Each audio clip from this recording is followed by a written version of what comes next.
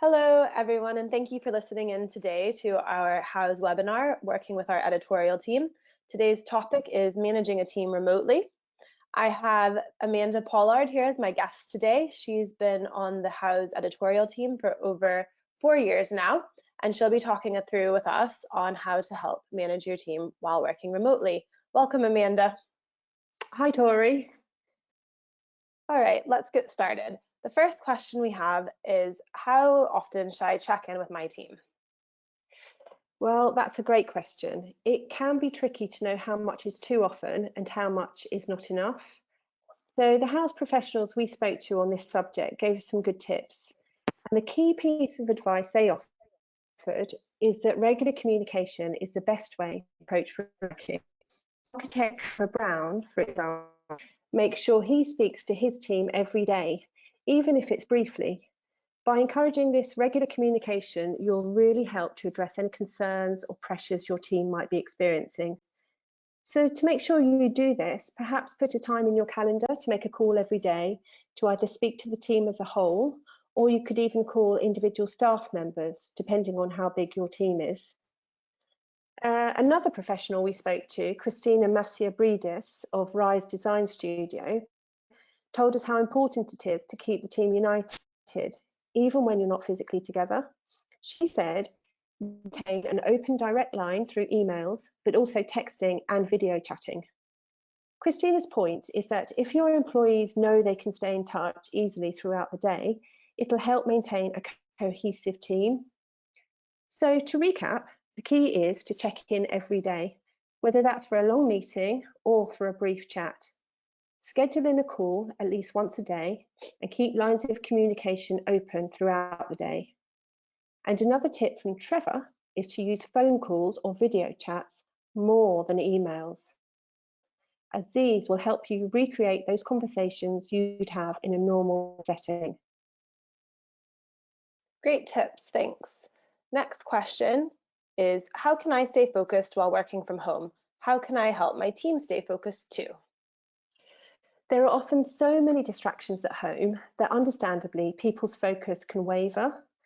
And without the office setting, you might find it hard to get into work mode.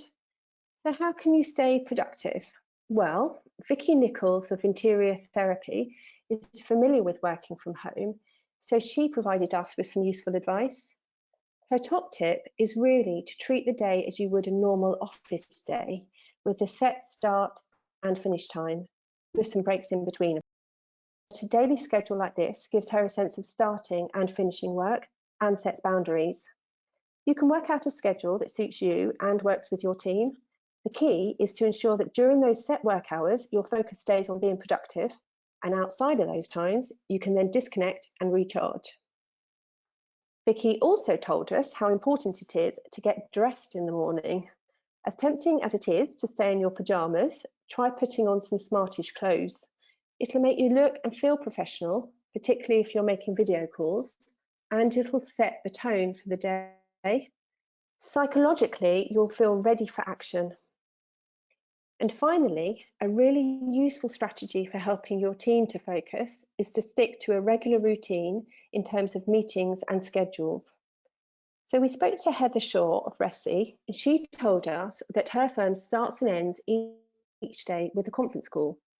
We also asked Rosie Folk Room, she and her team conducts the same meetings as usually have during the working week, but instead of holding them in the office, they're of course using a virtual platform.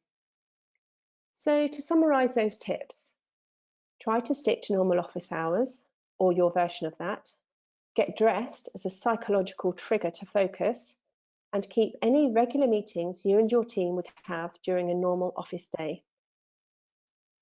Really good tips, especially as we're all working from home. I know our Houzz team keeps up with the regular check-ins once a day, and it definitely helps bring a schedule to us throughout the day.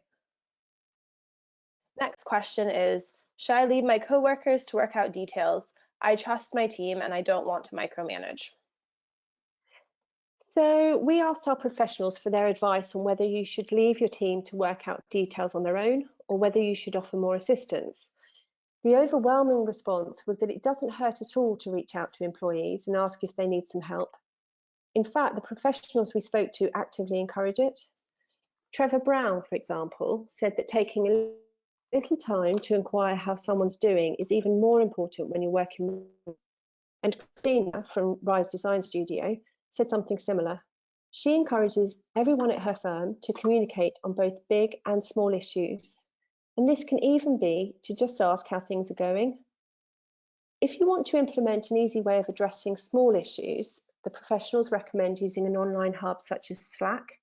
This is where people can ask the team about particular issues, and someone who is an expert in that particular field can offer advice quickly. So to sum up, when your team is working remotely, it helps to keep in close contact throughout the day and to put in place a means of asking the team for their advice. And most importantly, it's really okay to offer help on the small scale.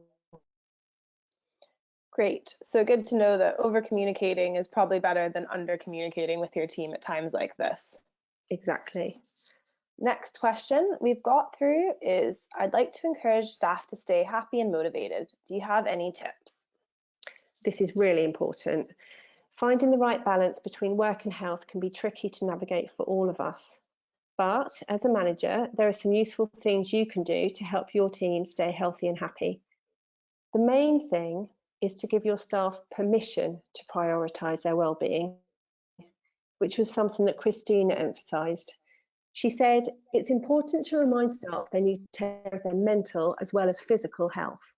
So if staff know their employee takes this seriously, they'll feel so much more able to do it themselves. Secondly, it's vital to be approachable. Rosie, for example, recommends making it clear that you're a listening ear for anyone who needs you. And that can be something to do with work or something completely unrelated. Finally, team building is key. This is something that doesn't necessarily happen naturally away from the office. However, you can recreate it remotely. Think about setting up a regular virtual coffee break where you all stop working for a non-work chat. This is something that Trevor does with his staff. And one more tip, you could even go as far as planning a virtual Friday drinks or even a pub quiz, whatever works for your team really. What sort of technology can I use to keep in touch? So there are so many apps and platforms such as Zoom, Slack, and WhatsApp that it's possible to keep in touch constantly throughout the day. But a great way to collaborate with your team on design projects and non-work chats is through Houzz Ideabooks. These are a really useful tool that allow teams to share photos and ideas. Everyone who has access to the idea book can add comments, so you can discuss both big issues and smaller ones, all in the same shared document. We've seen some really creative ways of using idea books on Houzz.